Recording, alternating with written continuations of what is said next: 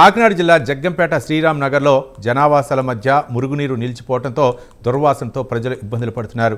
శ్రీరామ్ నగర్ కాలనీలో నీరు పోయే మార్గాలను ఆక్రమించి చెత్త వేయడంతో దానివల్ల మురుగునీరు పోయే మార్గం ఇళ్ల స్థలాల మధ్య నిలిచిపోతుందని బహుజన్ సమాజ్ పార్టీ నియోజకవర్గ ఇన్ఛార్జి జుత్తుగ నాగేశ్వరరావు ఆరోపించారు.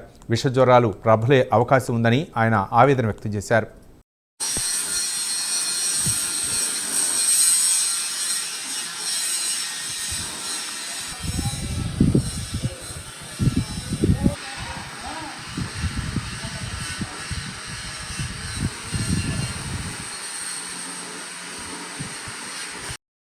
నేను జగ్గంపేట నియోజకవర్గ Bahujan Samaj party incharge and Kakinada జిల్లా అడ్వైజర్. ఈరోజు జగ్గంపేట శ్రీరామ్ నగర్ ఆక్రమణకు గురవుతోంది.